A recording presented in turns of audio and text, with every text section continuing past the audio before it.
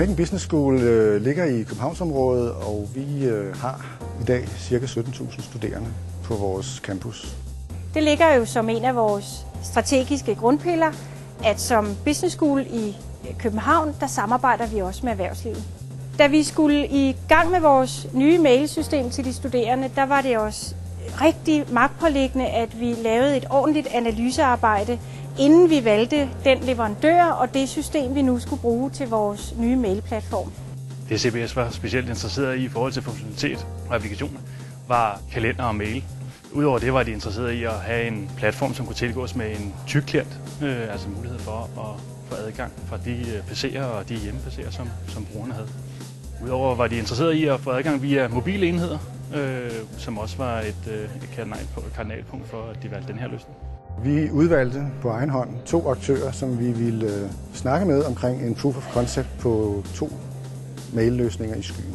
Det var Microsoft som den ene og Google som den anden. Det, som Microsoft vandt på i sidste ende, var en kapacitet. Der var lidt mere plads på Microsoft, så vidt jeg husker, og vi gik efter sådan noget look and feel. Vi faldt lidt for, at alle har på et eller andet tidspunkt i deres studenterliv håndteret en Office-pakke, og derfor gik vi efter noget, som folk kunne genkende. Det vægtede vi meget højt. Der var en række evalueringer på vej til beslutningen omkring Live at Edu-løsningen, som CBS var igennem. De var igennem både en studierelateret evaluering, og de var igennem en IT-mæssig evaluering.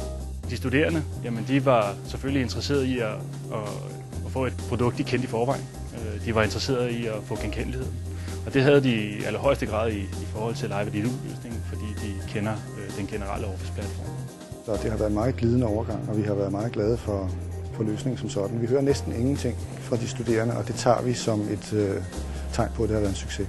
På mit studie der kigger vi både på public affairs, og vi kigger på krisekommunikation, og der har vi været mulighed for at komme på udveksling på 5. og på 5. semester på bachelordelen, og du kan komme på udveksling på din overbygning. Så det er mindet på, at du kan få en global perspektiv på din uddannelse, og du kan hjælpe med internationale problemstillinger om, hvorledes de kan agere professionelt. Så på den måde så kan jeg lave et grupperum og simpelthen organisere vores projektarbejde fra dag 1.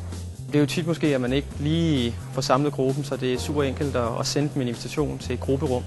Og så har de direkte adgang til det samme forum, når vi så skal lave vores projektarbejde. Så på den måde så kan jeg sidde hjemme i min studielejlighed, og de kan sidde på campus og arbejde med vores fælles projekt.